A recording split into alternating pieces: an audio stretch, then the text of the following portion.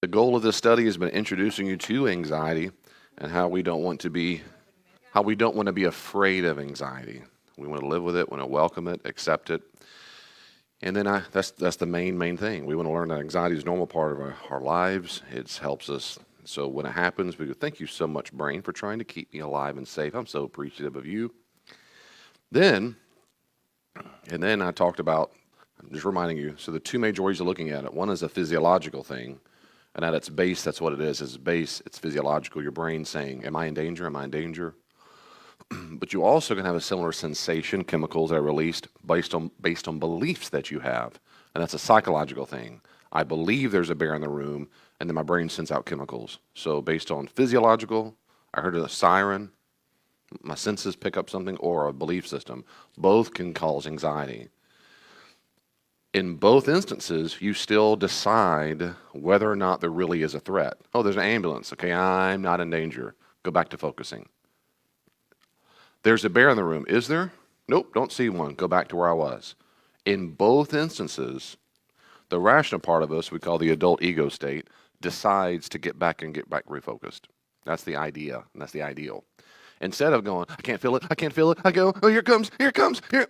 And that develops anxiety disorders. And that's how people have panic attacks, because you become afraid of the sensation of anxiety, which, again, you just don't need to be.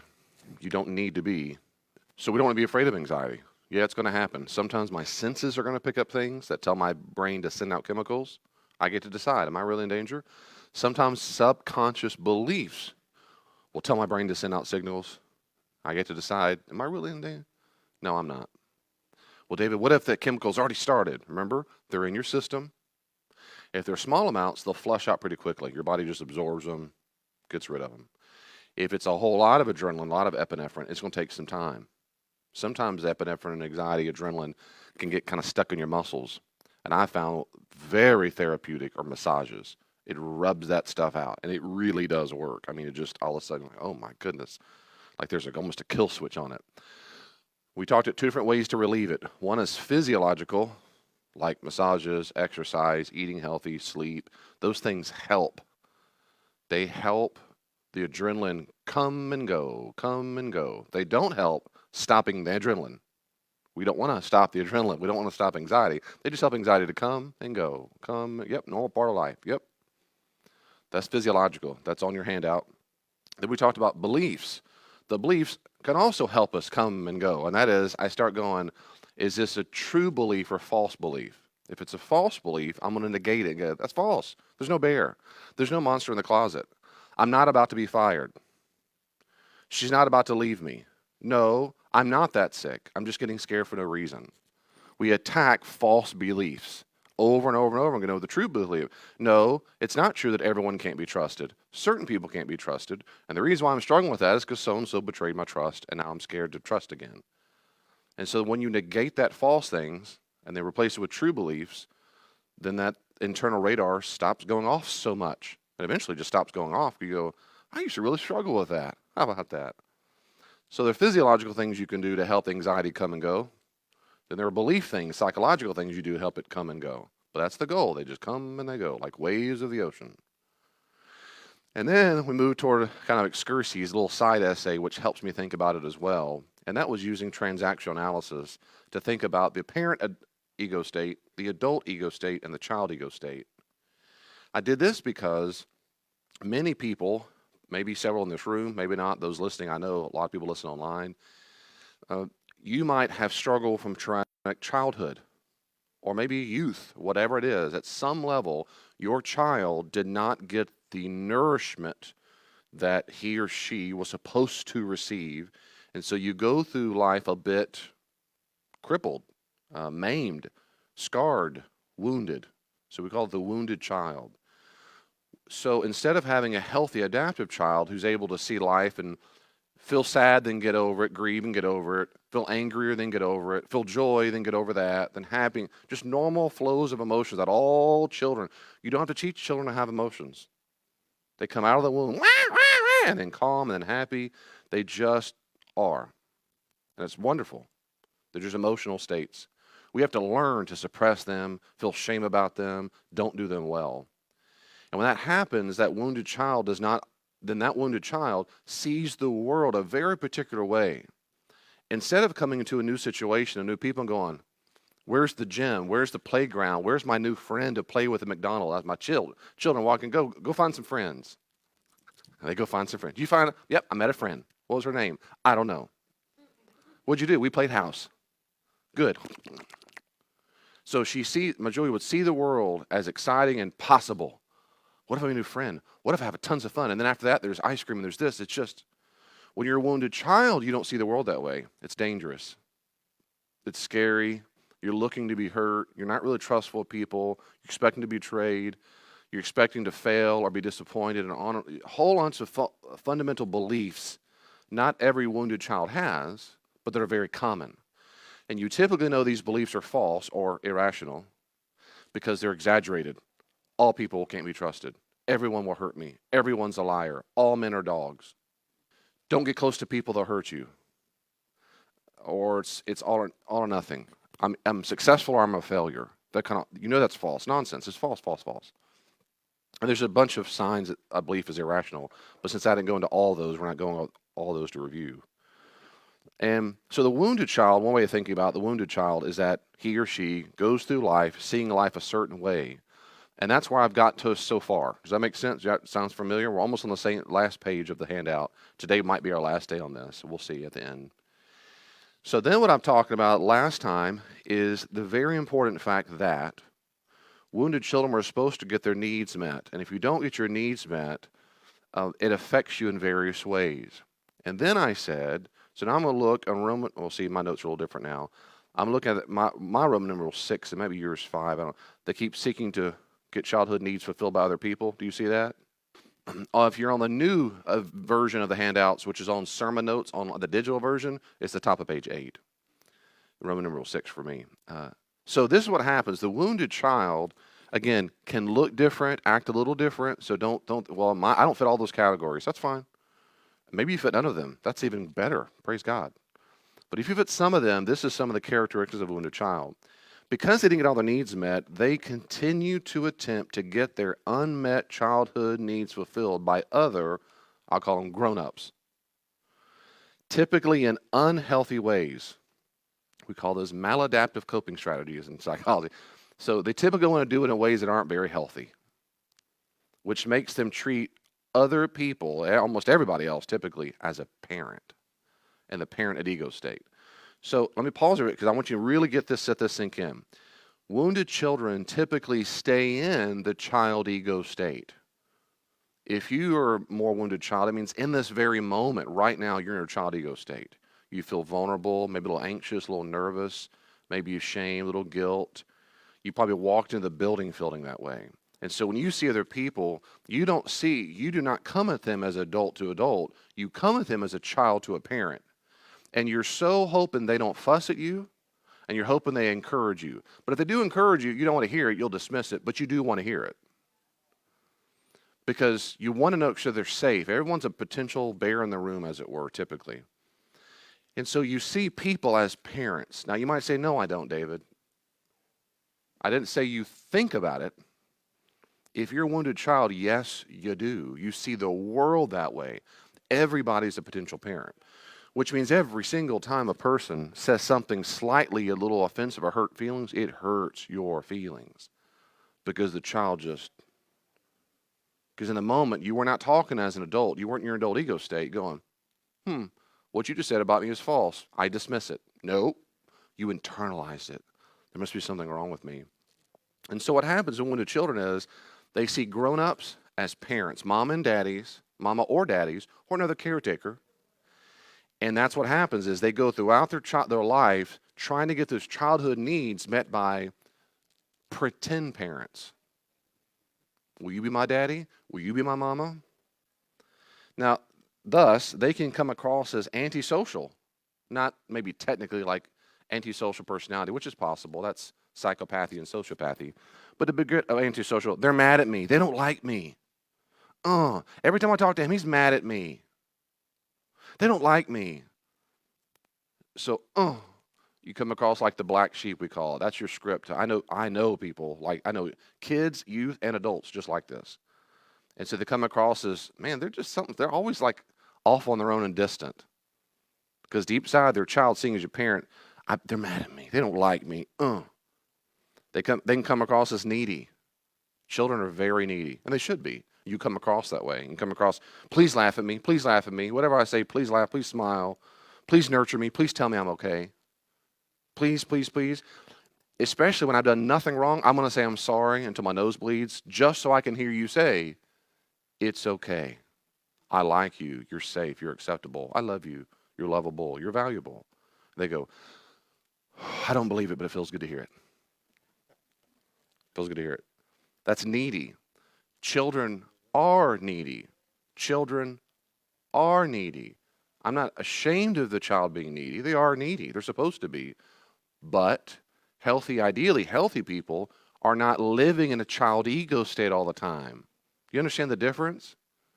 My child gets bored and he wants to watch a movie or stop preaching or stop studying or reading a book for 30 hours a day or studying Greek. And I go, I'm bored because my child's needy. He wants to go play for a second. Well, that's what he's supposed to do. But as a healthy individual, I'm supposed to decide in my adult ego state when he comes out and gets what he needs or not. The wounded child doesn't do that. The wounded child makes almost all the decisions in life. And he or she is needy, needy, needy, needy, needy. And they can be very clingy. And people can come across that way. In fact, they can frustrate other people because of their neediness, especially people in the parent ego state, because they don't follow their advice. I need so much. And the parent, the literal, not the biological parent, but a parent at ego state, which could be anybody, anytime. Here's what you should do. Here's what you need to do. And they go, They do what they want to do anyway. Then the parent goes, why even ask my opinion? A lot of times the child didn't ask your opinion. They were just acting needy, and you're being a parent, and you think it's your job to fix them. Now they're mad at you because they told you what to do, because they're in their child state. Children don't want to be told what to do. And then you're mad at them because they didn't listen to your advice. I know many couples this way. It's a sick dance. Wounded children love rescuers. A rescuer is a script when you're in the nurturing parent role all the time. They're the mother hens, we call them. The father, usually it's a mother hen. Children love them. Addicts love them. Needy, wounded children love rescuers. And rescuers love them. They'll say they don't. Yes, they do. It feels so good because why in this moment? If you'll let me rescue you, and you will because you love the attention you get, you're not going to change your ways, because if you changed your ways, deep inside you're terrified you wouldn't receive any more attention from me. So you're not going to change your ways, but it feels good when you get it. It feels good when you get the attention this way. That's what wounded children do. They're convinced because of their woundedness that to get the love and affection they need, they have to act out in unhealthy ways. That's on the handout, unhealthy ways. I've got to keep doing this sick dance so that you'll keep giving me validation and attention. Healthy people go, no, I don't. But they're not healthy. They're wounded. They're wounded. But rescuers love them. I know many people, especially in the church, rescuers are called superstars. The average church treats rescuers like super Christians. They're just so sweet. They're so hospitable. I tell you, if you need anything at all, they'll drop anything they're doing. Every time I hear that, I think Bad Boundaries rescuer. That's not for Jesus. You're doing it for emotional needs to get met. Should Christians be serving? Yes. Should they care? Yeah. Should they love people? Yes. Should they try their best to help people when it's appropriate to boundaries? Yeah, sure. But that's not what rescuers do. Rescuers find identity in being the people. That's another story. I'm not doing transaction analysis. Rescuers find their identity in being the person who rescues. Rescues you from feeling negative emotions and experiencing negative consequences. And wounded children love them. They love them. Healthy adults, adult ego states, they make their child, the wounded child, anxious. They make the child anxious because the child's scared that such a person won't seek to incessantly validate their fears and wounds. That is, when a wounded child comes into a normal, healthy adult, it makes them nervous. I don't know what to do with them. They're not going to rescue me. They're not going to fuss at me. And they won't play with me because they're a child. What are they going to do? They're going to tell me nothing. Or if I ask them advice, they're going to be wise. And I don't want to get... They make them anxious. This really, really hit me when I was in my PhD. It really hit me. That's when I started doing a lot more of my counseling myself. I was around some friends, some fellow PhD students, and I liked them a lot. I met a couple of guys, uh, in particular, just the good guys, good sense of humor. We're all fellow nerds. He was a theology nerd at the time. I was a New Testament nerd, and but when I'd get around him and some other guys, my anxiety went up every single time. And I used to reflect. I thought, okay, why is that? Do I think I have to have all the answers? I thought, I don't think so. I thought, no, I don't think. I mean, I kept going on, and then it dawned on me hard. They don't need me. They don't need me at all. Then it comes across. They just want to get to know me and hang out. They don't need me at all. I don't need counseling. They don't need therapy. They don't need theological advice. They don't need Bible. They don't need parenting advice, wisdom, adult. They don't need me at all. And man, my anxiety. And that was the first time in my life it hit me so hard. And I mean, it hit me hard. And then I look back on my life of all the people I've been close to. And most of them needed me. Now, why is that? That's because when my mom needed me because of her stuff, I felt the most safe. So I felt the least amount of anxiety when I was coming to someone's rescue. And so I didn't tell them. I think I told them one guy I think I told them afterward when it finally started clarifying for me. But it changed me. And once I start finding out what's going on in my life, I might be different. But as soon as I find out what's going on in me, I want to fix it. I don't want to be stuck in this prison forever. And so I remember thinking, God, I don't want to hang out with them much anymore, because when it really hit me, then I got more nervous. And I go, no, they're going to be my therapy. They don't know it, but they are, because I'm going to hang out with them more. And when I get around, I'm going to have deep breathing. I'm going to tell my 12 true beliefs. They don't need me, and that's okay. Who is David then if I don't? What if I can just have a self? Well, then who am I? I'm just a guy who hangs out and makes jokes, and we talk about life and children and raising. Yeah, I'm not used to that. I'm not used to that. And so they were healthy for me. So my child got anxious at their adult ego state, because in that moment, they didn't need me. I could be the rescuer. And then also my child ego state was anxious, because when I felt nervous in my anxiety, they didn't validate me, because they're adults. They don't come around and say, David, thank you so much for being a good, solid adult ego friend. They never once said that, John. I'm still mad about, no, I don't know. But that was my problem, right? It's all my problem. I don't want to go to them and, your problem is you don't. And I remember a couple times through the years, I had friends, I would kind of fuss at them about not being there more often, all this stuff. I was channeling my mom. And later on, when I found out that's what I was going, I apologized. This guy in particular, his name was Matt. I was on Facebook. It was years later. I found him. I said, I just want to apologize. I wasn't a very good friend. I used to do this. And I mean, I wasn't mean, but I was needy. And I said, I owned it. And I apologized. Like, I don't care. I know he wouldn't care, but I did. That's just woundedness. I wasn't a dirty, rotten sinner. I was wounded. I was a scared child. And sometimes I still am. Very much. Sometimes. So in healing, we say to our child, this is very important. This is good old therapy work. That's what I'm doing in this study, is an overview. When it goes one-on-one, we can do more stuff. But this is exactly what I say to myself. These are true beliefs to your child. If I'm a wounded child, I say, because this is what people say. They go, yeah, but I need it from them. I need it from him. I need it. I need it from her. No, you don't. I need my boss to be nice to me. No, you don't. I need him to make sure. No, you don't. When you said the word I need, I'd stop. You needed that back then from mom or dad or caretaker X. That's what you needed back then. Yes, you did need it back then. You did. You did. And frankly, you deserved to have it, but you didn't get it. I don't need that from this person right now, because he's not mom and he's not dad. She's not mom and she's not dad. I want it from this person. Yeah, I do. And if I don't get it, I'll be okay. I can handle it or let it go. I'll get what I need now from myself, from Jesus, and from healthy relationships. Those three matter. They're not the same. They matter very much. It's okay if I don't get what I want. I can, if I can't get it, I'll handle it, I'll process it, or I'll just let it go because, like, it's not that big a deal anyway.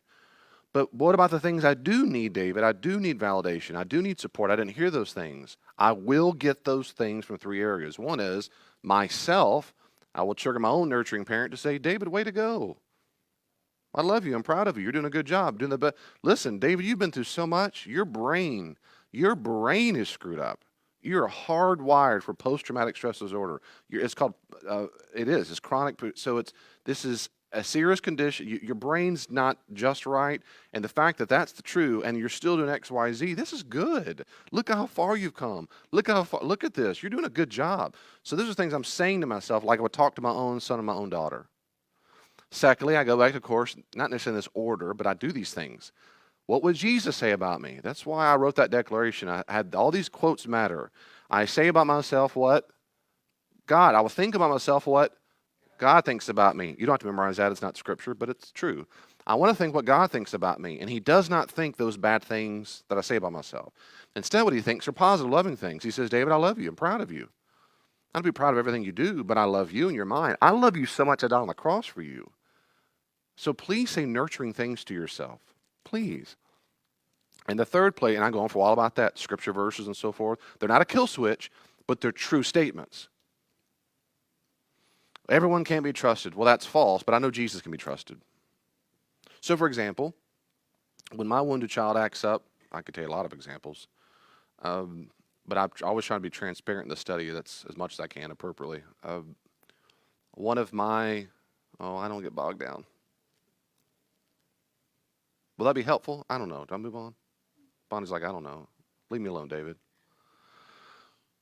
I'll come back later on if you want. So my point is, there are ways to counter these beliefs. You encourage your child with true beliefs from Jesus. So if you doubt, if you have a problem with trusting that the future is going to be secure, you answer, all right, it won't be secure, but God is secure. Because God is secure, Matthew 6:33, right? I don't need to worry about today. He's got, or tomorrow. He's got today. It's enough. In fact, what you need to do, David, is seek His kingdom first. Remember this, Bible readers, and His righteousness, and all these things will be added to you. So just focus on Him and let Him deal with how long you live, how much money you have, and where you live. Let Him deal with that. Either He's a liar, or He's telling the truth. And which one is it? I mean, that's it. Let's be honest. That's what it is. My mom used to say all the time we were going through real hard times. She used to say, either he's a liar or not. And if he's a fake God, well, let's move on. Like she used to say, either he's God or he's not. I remember when you're broke and depressed and grieving and down and out and you're at rock bottom, you get some real hardcore basic theology that I like. He's either God or he's not. You know, all the fluff is gone. Who gives a rip? You're either going to trust him or not. Which one is it? I mean, if he is, then then trust him. If he's not, then what are you doing? Why even waste your time with Christianity? I mean, why do anything? I just commit suicide. I mean, come on. Life is worthless then. He's God. So those are the kind of things I tell. Those are truth beliefs based on what Jesus has said in Scripture and, of course, then other biblical authors have said. The third place we're supposed to get it from are healthy relationships. We're supposed to. We're supposed to have a wounded child receive nutrients from other people in appropriate ways. And this is scary. The first one's pretty scary for most people because they don't know how to say those things. I'll ask them, like in counseling, can you say the words, I love you to yourself? And they'll go, like, a lot of times that's scary enough. The second one's usually not too bad for Christians because usually that's what we've done as kind of a Band-Aid. We go straight to Bible verses all the time, which can be very, very good and effective, but oftentimes not used, I think, very well. It's the third one that can be very, very scary for people. Because then, how do I do that? Then I actually have to meet a person and tell them what my needs are from my childhood, and I'm still struggling with that. And would they ever be interested in helping encourage me sometime and keep me accountable to these things? Oh, that's good. I got to tell them that? Mm-hmm. Yeah. Some of you don't have friends like that. And I understand that's why you go to counselors. That's why you go to staff therapy. You go to clergy. Ideally, you find at least one trusted Christian friend, as I've said for years and years, at least one trusted Christian friend, and say, man, this is my struggle, or here's all my struggles. Here's where I'm at. And now, you're not my therapist friend. You're not my parent. And I don't want to treat you as a parent. But, but it would mean so much to me if I could feel safety around you to not be okay all the time, and to tell you sometimes that I'm really struggling, and to tell you sometimes that though I've gotten better, sometimes I'm not where I want to be, and I'd like for your prayer for this on me, and strength, and just encouragement. That'd mean a lot to me. You don't have to. I don't expect this of you. You'll still be my friend if you say no to everything I just said. Um, but it means something. It means a lot to me, and I want to be that for you too. Um, that's it. In fact, how can I help you? What can I do for you? You have found a good, solid Christian friend. If someone goes, "Thank you for sharing. I love you," and the answer is yes, yes, yes, and yes, what can I do for you? With no judgment, nothing. Then you found a solid Christian friend. Keep that one. Keep that one. I thought about doing a study I might do this anyway. I might do an email or a blog or something that says how to be a good Christian listener, a good Christian friend. Um, I'm going to pause there because I cannot overemphasize, well, all this matters, but I want to go away. But any question or comments about this so far? About the idea that your wounded child will see people instinctively, subconsciously, as a parent figure from whom you need to get these needs met that you were supposed to have gotten met in childhood, but now you think they're supposed to get it to you right now, but they're not. And these are ways to deal with that, and some patterns we have. Yes, ma'am.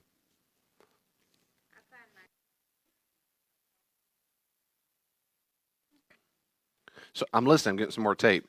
So your mom didn't hug you, and so now you find yourself getting a lot of hugs from people or wanting hugs. Uh huh.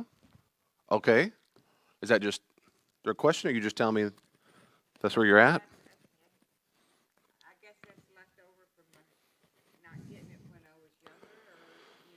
Is it leftover? Probably so. Probably so. Children are supposed to receive hugs. They're just supposed to. That's a sign of love, nurturing. Yeah. Is it a good thing? It's a good thing to want it. So then the key on that particular instance, and I know we've chatted some. It's a healthy need for people to be loved. It was very healthy when you're a child. It's still healthy now when your child wants it and needs it right now. The difference is, ideally, we want our adult ego state to decide what behavior choices we make. So every time you find yourself, anybody finds themselves compulsively seeking to hug, got to hug, got to hug, got to hug, or two, I'm mad deep inside or a little hurt that they didn't hug me. That's wounded child. We need to address our wounded child so that she, in your case, would not be making decisions for you. If that's what I would say. Otherwise, here what would happen. Say you come to church and I got to make it. Got to make it to Sunday. I'm hug depletion. I'm gonna make it to Sunday. I'm gonna give me 53 hugs. And when I leave, I go, I feel better until Monday morning. And I go, if I can just make it to Sunday, if I can just make it. Matter of fact, I'm going to put out a booth at Walmart that says free hugs. I just need them. That's exaggerated. But people can do things like that at work. They're just in a constant needy state. And I need you, mom and daddy, whoever, Bob, Bill, Sue, to come be my parent. The answer is no, you don't. Your child needed that. So what you need to do is grieve and go to counseling to grieve that loss. Well, then, David, can I never ask for a hug? No, I'm not saying that. But the adult would decide it. The adult would decide it. So, for example, I think that's completely appropriate. I think it's appropriate. I think it's okay to ask friends sometimes. Sometimes, can I just get a hug? They're going, yeah. But you just decide how much of that's going to be medicine for you versus I gotta have it. There's just a subtle difference. There's a subtle difference. There are certain encouragements that part my wound. Okay, so my wounded child. There's certain things I wish every person would say to me before they say anything, but they don't know that. I'm not gonna tell you. And it would make my anxiety much less the rest of my life if everybody just said it. Mm-mm. But I won't tell them. Now, why is that? Because my child really wants it. My adult doesn't need that. So I tell my child, no, we'll be okay. We can handle that. Even if they don't say that, even if they act the way that you're afraid of, we'll handle that too. Now, I've told some of my friends, no, I think I told Lane, that's it. But the point is, that's an example. My child from woundedness would love to hear those things. But I'm not, would you? Okay, here's the deal. For the rest of your life, as long as you know me, will you start every email and text and phone conversation? Now, you, Linda, so you might go, absolutely. I'm honored that you told me. Now, certain people I might do that because, frankly, in a loving one-on-one, particularly like my wife or the men, ideally they would love me so much and feel safe so much to say, David, I want to do that for you. So as you heal and you kind of get your tank full, over time, I know you won't need it as much. That's completely healthy, and that's what people do in support groups, therapy groups, one-on-one, things like that. And that I think that's completely healthy and appropriate. That's my opinion. It's different from every Sunday or every random stranger. I'm just compelled to. Does that make sense? A little bit. I'm trying to make sense, but so that's it. My wife loves hugs. Physical touch is her chief love language. That or chocolate. One, I don't. Diet Coke. No, I mean that and the words of affirmation. So she'll say, "I need a hug," and she'll say, "No, you don't. Would you like a hug?" Yes. Okay. You don't need one.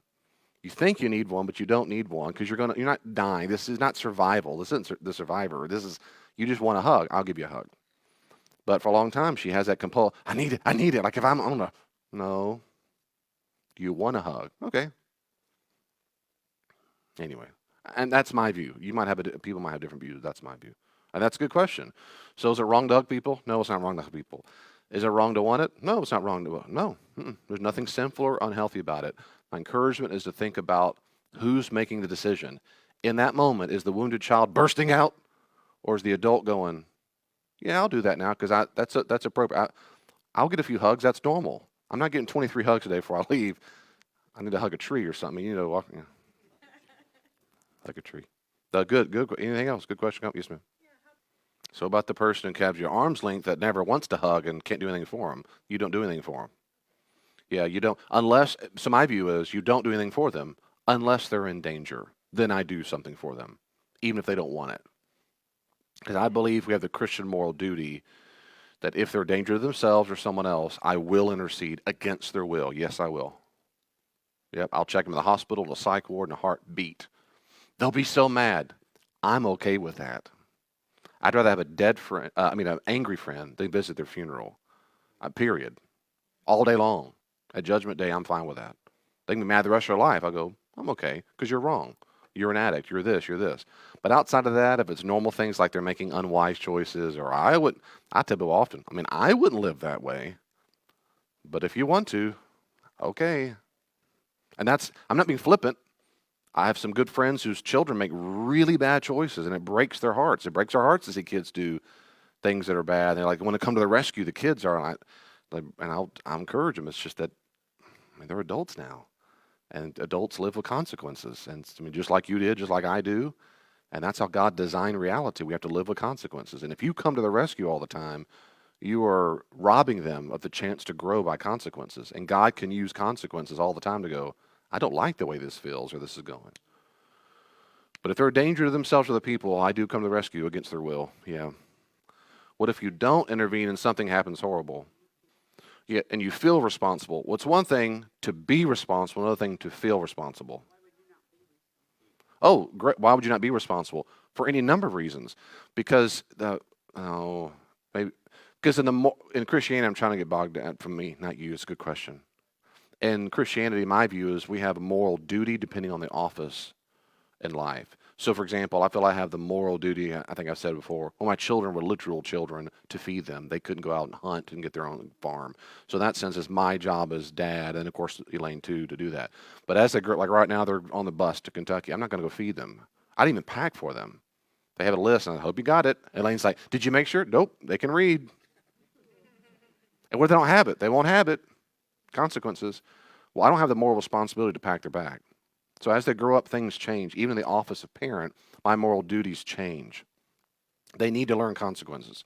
So if someone at church, and this happens in my line of work, right? Someone might call and say, so-and-so's at the hospital right now, and they're blah, blah. I didn't know that. Or maybe they're in 3 hours away and I can't get there in time. It's not my moral responsibility to make sure they don't go hurt themselves. I'll do my best to encourage, call, I'll go visit if I can. But especially when it comes to hurting themselves, it's a sad fundamental rule, fundamental, that people will do it if they want to do it. But what if they're sick? I can't call someone not to be sick. I don't have that gift of healing. I don't think any one person's ever been healed by it. I'll pray for them. I will. So I'll do everything I can. But I know what my office is. I know what I can and cannot do and for what I'm responsible. If you're near me on the road and there's a flat tire and you're new traffic, I'm going to do everything I can to stop you because I can do what I can in the moment. It just depends on where I'm at in the office. Not office literal, but I mean where I'm at. Does that make sense? So we can feel responsible and just be mistaken. That's very common when people have boundary problems. They think everyone else's problems, they're about to get evicted or they don't have enough food. They're like, I just feel so awful. Why do you feel awful? I feel empathy for you, but I didn't make those choices. I didn't cause you to get drunk, smoke the drug, do that. I didn't cause you to do that. The life choices that got you to this point, I'm not responsible for them. I wasn't there. You've never asked my opinion. And my line of work happens all the time. I need it right now. I need help. Okay, but do the bills happen every month or is this a rare occasion? Did you know it was coming? Right? Of course you did. You're an addict. You wasted all this money on other stuff besides this one thing. And so I'm saying you knew. Well, I'm not morally responsible for what they did. I can go on and on an example that I don't feel responsible. I feel empathetic. I do because I'm not a mean person. I'm so sorry you're in this mess, but I'm not responsible for it. I don't feel guilty. I don't feel any shame. I don't feel any guilt for their choices. It also helps when I parent myself, and I have through the years going, if people tell me stories of whether it's illness or something, now when they're victims, it's just not their fault. It's not their fault. When they're not a victim, it helps me extra have more boundaries because I'm thinking, you don't know what I've been through in life. You have no idea what I've been through and what I've had to go through and how many hours I have spent studying and working and to get to where I'm at. You could have done the same thing. And so I hear that, my boundaries that helps me go back, look at my own life. But if they're a victim, then the issue is, am I close enough? Can I do something about it? If I can't, I can't. I'm more responsible. I'm not. So maybe if you weren't rescued as a child, you might rescue everybody. Yes. Yep. Yes, I do. So the child wants to act out in ways that he or she didn't get as a child. That's very common. It's like a, but see, to me, it's a sweet thing.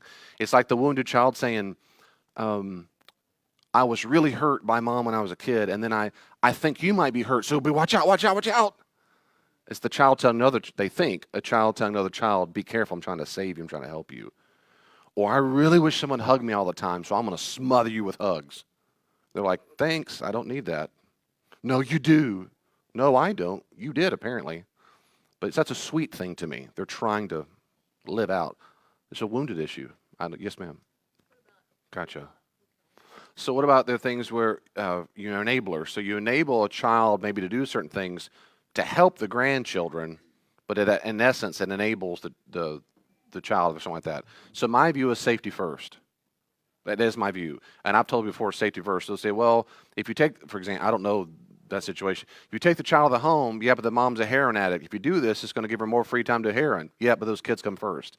Because in a Christian worldview, in my view, based on what Paul says in 1 Thessalonians and in Galatians, we go to the victims first.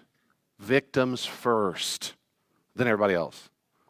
They have to be victims, not pretend to be victims. We think they're victims. They have to be victims. And a Christian responsibility is to help them first, get them out of harm's way. I think that very much.